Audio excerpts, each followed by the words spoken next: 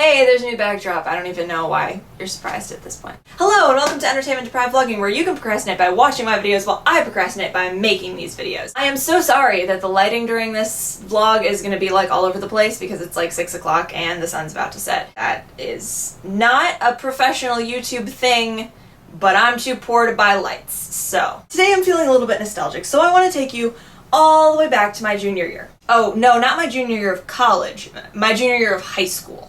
That's me, in high school. Now, a little bit of background information before I start the story. Before I start the story. Wow, that was so southern. Help! I went to a very, very, very small Christian high school. I went there kindergarten through 12th grade. By the time you got into 11th and 12th grade, you were basically just family, which meant that you could get away with a lot more. The cast. 11 high school students, but more specifically, 5 girls. Lara, Deja, Steph, Alex, and me. This is actually an accurate representation of the hot mess that I was in high school. The setting. Second period history class taught by none other than our wonderful youth pastor / Bible teacher / history teacher, PB. The day of the incident, our history class started off like any normal history period. PB read us his announcements, which were pretty much just stories that he had pulled off the internet. That day, unlike many others, PB did not have food with him. Here's the thing. PB took great joy in bringing food to class and eating it in front of us. We would constantly beg him to share it with us, and of course he wasn't going to do that because it was his. Now on this specific foodless day, after the announcements were over, PB decided that he needed some help from the guys. Because it was the 11th to 12th grade class, he would sometimes have us do things that weren't class related for a little bit of the period. He decided that he was going to take all of the guys outside and have them help him carry the large bags of cans to the trailer so that he could take them to recycling later. Yeah, we were the kind of school that recycled, because we were cool like that. So after the announcements were over, he took the guys outside, leaving the 5 girls that were left seated in the classroom with nothing to do. This is my best friend Alex. During our junior year of high school, if for any reason PB were to exit the room and leave his food, Alex was always the one who would take it and hide it. This meant that normally when PB would leave the room, he would tell Alex that she wasn't allowed to get out of her seat. However, on this particular day, PB left the room without saying anything to her about staying seated. Guys, he didn't make me stay seated, we should do something! PB didn't bring food, what are we gonna do? We should leave, I don't know, climb out the window or something! Or, we could just, leave the room. Well, the computer room is empty next door. Our high school wing had 4 classrooms. The junior high math and science room, the English room, the senior high math, science, and history room, which is where we were located, and the computer room. There were 5 teachers that rotated between these 4 classrooms. Only 3 of these classrooms were ever in use at the same time because we really only had 3 classes, 7th and 8th grade, 9th and 10th grade, and 11th and 12th grade. This meant that during this period, the computer room was left empty. The 2 people not teaching during this period were our music director, whose office was all the way on the other side of the building, and our principal, Mr. S., who always spent the entire period in his office doing paperwork. This left the computer room blessedly available for us to run away to. Alex was excited. I was excited. Steph was excited. Deja and Lara, not so much. I can't remember if with Lara it was Goodkin syndrome or that she had a test that she needed to be studying for, but she decided that she was going to stay in the history room. Deja, it was definitely good kid syndrome, but she was also working on homework, and so she stayed in the room as well.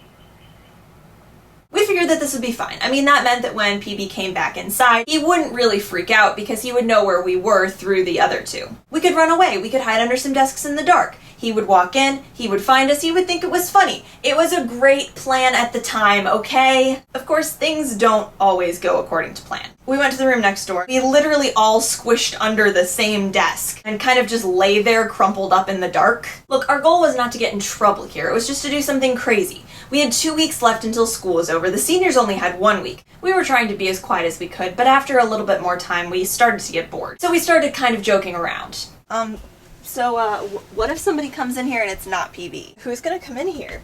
Nobody uses this classroom during this period. Yeah, and the only teacher not teaching right now is Mr. S, so... Oh my gosh, you guys.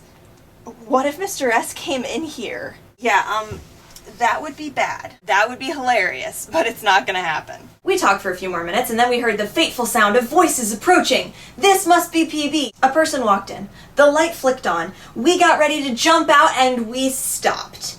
Dead in our tracks. It wasn't PB. Yeah, you probably have guessed it by now.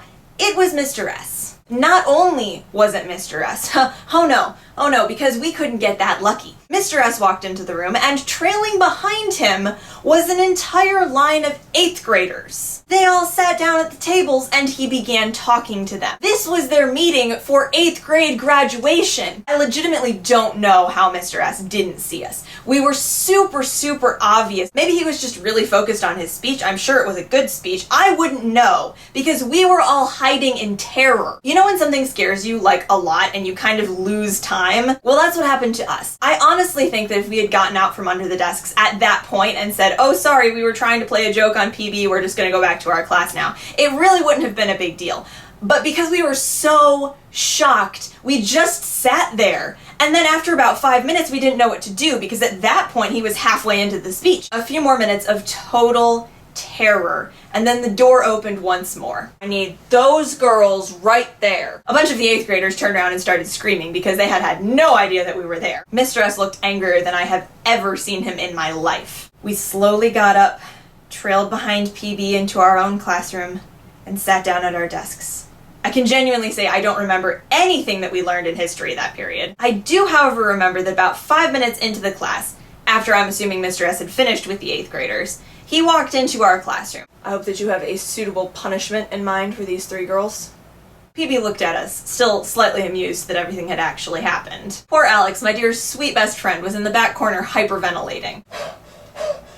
The threat of punishment had us all freaking out a little bit. I guess I should explain at this point that Alex had never gotten a demerit before. I don't know that Steph had either, or at least her record was clean for the year. I, as the resident kid that never shut up, was pretty used to getting demerits, but this year had been a good year and I didn't have any yet. I think that you need to take care of this, or I will. Yeah, that was it for us. PB, who very rarely ever gave demerits, wrote 3 that day. In the description area where the teachers were supposed to write what we had done, he wrote simply, ask her. But oh no, that wasn't the worst part of it. The worst part of it was that our next period, 3rd period, just happened to be science class. And guess who the teacher was for science class?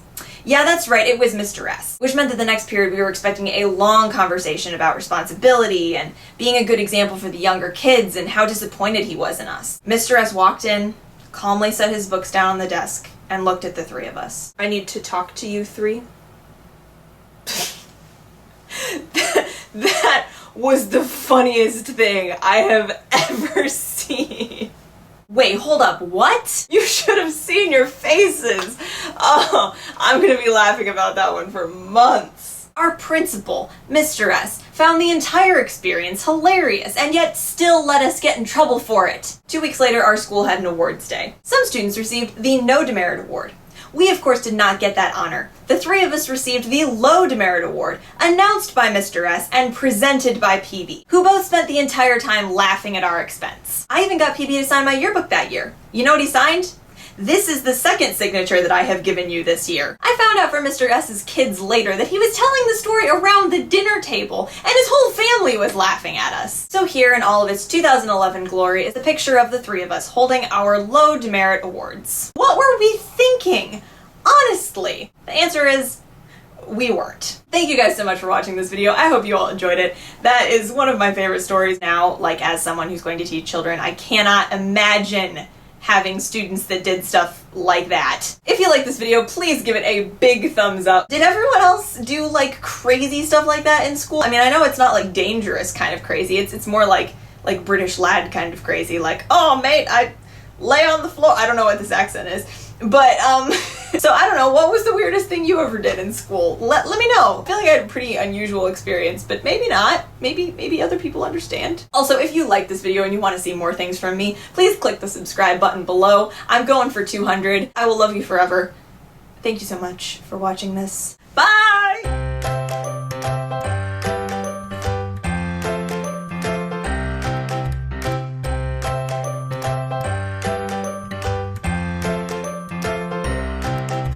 Sit up straight, posture, and help him take the large, they're huge, they're big, they're gigantic, whatever word you want to use, Stephanie, just use a word that means large.